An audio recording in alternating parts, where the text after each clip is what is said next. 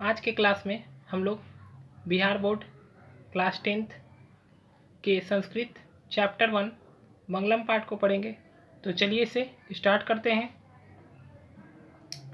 इस पाठ को स्टार्ट करने के पहले हम लोग इसके बारे में कुछ जानेंगे। तो इसमें कहा गया है, उपनिषद वैदिक वाङ्मयस्य अंतिम भागे दर्शनशास्त्र सिद्धांतान प्रकटयन्ति। सर्वथा परम पुरुषस्य परमात्मन महिमा प्रधानतया गीयते। तेन परमात्मना जगत व्याप्त नुशासित चासित स एव सर्वेशा तपसा परम लक्ष्यम्। अस्मिन् पाठे परमात्म परा उपनिषदा पदात्मका पंचमंत्रा संकलिता सन्ति। तो इसका अर्थ है कि इस पाठ में 5 श्लोक विभिन्न उपनिषद से लिए गए हैं। यानी इस पाठ में 5 श्लोक है और ये पांचों श्लोक विभिन्न प्रकार के उपनिषदों से लिए गए हैं।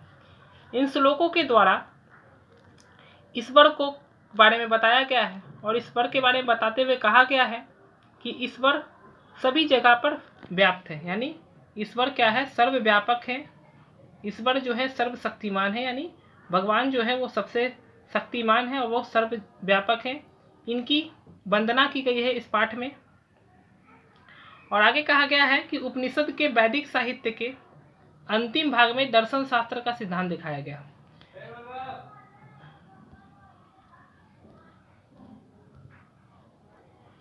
उपनिषद के वैदिक शास्त्र में दर्शन शास्त्र के सिद्धांत के बारे में बताया गया है और इस सिद्धांत में परमपिता परमेश्वर की महिमा का वर्णन किया गया है। यानी ईश्वर की महिमा के बारे में वर्णन किया गया है और बताया गया है कि ईश्वर के द्वारा ही इस समस्त संसार का संचालन हो रहा है। ईश्वर ने ही इस समस्त संसार का निर्माण किया है और समस्त संसार का संचालन ईश्वर के द्वारा किया गया। तो अब हम लोग श्लोक के द्वारा इस श्लोक पढ़ेंगे और उसके अर्थ को समझेंगे। पहला श्लोक है, हिरण्येन पात्रेण सतस्य पिहित मुखम तत्व पुसन पाविनु सत्य धर्माय दृष्टते। तो इस पाठ का अर्थ होगा, हे सूर्य। लोग सूर्य से वंदना करते हुए कहते हैं, हे सूर्य, सत्य का मुख सोने के आवरण से ढका है। लोग सूर्य से आराधना करते हुए कहते हैं कि हे सूर्य, सत्य का जो मुख है वो सोने के आवरण से ढका है और मुझे सत्य का दर्शन करना है, धर्म का ज्ञान प्राप्त करना है।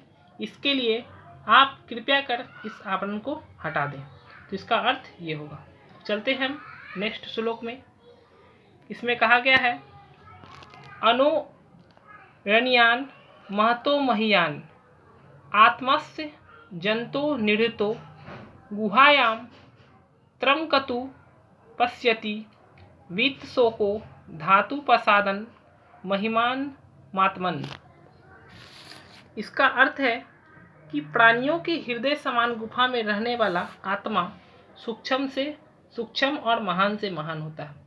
इस श्लोक का अर्थ बताते हुए कहा गया है कि इंसान के हृदय के अंदर रहने के गुफा, हृदय के समान गुफा के अंदर जो आत्मा निवास करता है, ये आत्मा बहुत ही ज़्यादा छोटा है और बहुत ज़्यादा महान है।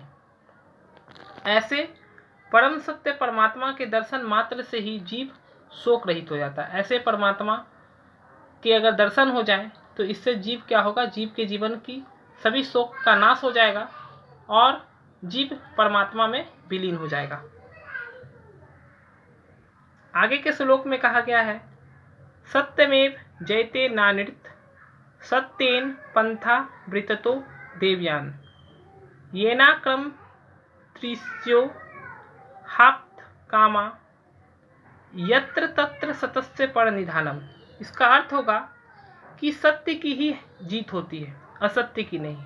यानी हमेशा सत्य की जीत होती है, असत्य की जीत नहीं होती है। सत्य ही एक ऐसा मार्ग है जिसके द्वारा परमपिता परमेश्वर तक हम पहुंच सकते हैं। ये मतलब अगर हम सत्य मार्ग पर चलते हैं, सत्य मार्ग का पालन करते हैं, तो ऐसी स्थिति में हम परमपिता परमेश्वर तक पहुंच सकते हैं। आगे कहा गया कि आत्म कल्याण के लिए जिस सत्य के मार्ग को ऋषि मुनि अनुसरण करते हैं वही सत्य ईश्वर तक पहुंचने का सच्चा मार्ग है। यानी जैसा कि हम लोग जानते हैं कि ऋषि मुनि लोग सत्य के मार्ग पर चलते हैं, ठीक उसी प्रकार से यदि हम भी सत्य के मार्ग पर चलेंगे तो हम लोग भी ईश्वर तक पहुंच सकते हैं, क्योंकि ईश्वर के पास पहुंचने का यही सबसे अच्छा मार्ग है। आगे के श्लोक में कहा गया है, यथा नद स्यन्दमाना समुद्रे अस्त गच्छन्ति नाम रूपे विहाय तथा विद्वान नाम रूपाद विमुक्त परात्पर पुरुषमुपैति द्रव्यम। इसका अर्थ है कि जिस प्रकार लगातार बहती हुई नदियां अपने अस्तित्व को त्याग कर समुद्र में मिल जाती, जैसा कि हम लोग जानते हैं कि बहुत सारी नदियां दूसरी नदी से मिलती है और मिलते मिलते ये सभी नदी समुद्र में जाकर मिल जाती है और तब हमें पता नहीं चलता कि कौन से नदी का जल कहाँ है। ठीक उसी प्रकार से कहा गया है कि जिस प्रकार से लगातार नदियां बहती हुई अपने अस्तित्व को त्याग कर समुद्र में मिल जाती है और समुद्र बन जाती है, उस समुद्र का जल हम कहते हैं, ठीक उसी प्रकार विद्वान लोग परमेश्वर के ज्ञान को प्राप्त करके अपने नाम रूप से मुक्त हो जाते हैं। यानी विद्वान लोग परमेश्वर के द्वारा दिए गए ज्ञान को प्राप्त कर लेते हैं और उसके बाद उन्हें अपने नाम का, अपने रूप का, इसका कोई भी विशेष इच्छा नहीं होती, वो सिर्फ परमेश्वर को याद रखते हैं।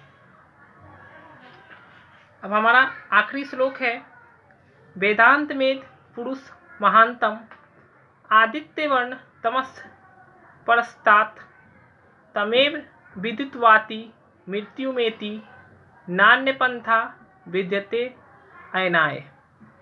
मैं सूर्य, इसमें कहा गया है, सूर्य कहते हैं कि मैं सूर्य आदित्य वर्ण के रूप में अंधकार के रूप में प्रकाश का रूप हूँ। यानी मैं सूर्य अंधकार के रूप में क्या हूँ, प्रकाश का रूप हूँ और मुझे जानने वाला मृत्यु पर भी विजय प्राप्त करता है। यानी यदि कोई मेरे बारे में जान ले, मुझे समझ ले, तो ऐसा लोग मृत्यु को भी, उस पर भी विजय प्राप्त कर लेगा। इसके अतिरिक्त अन्य कोई भी मार्ग सही नहीं है जिससे मृत्यु पर विजय प्राप्त की जा सके। तो इसी प्रकार से हमारा ये पाठ खत्म हो जाता है। अब आप लोग, उम्मीद है कि आपको ये पाठ समझ में आ गया हो। आपको ये पाठ कैसा लगा, जैसा भी लगे आप हमें कमेंट करके ज़रूर बताएं। अगर आपको ये क्लास अच्छा लगा हो, ये पाठ आपको समझ में आया हो, तो आप इसे लाइक करें, ज़्यादा से ज़्यादा शेयर करें और अगर आप इस चैनल पे नए हैं तो चैनल को सब्सक्राइब कर लें।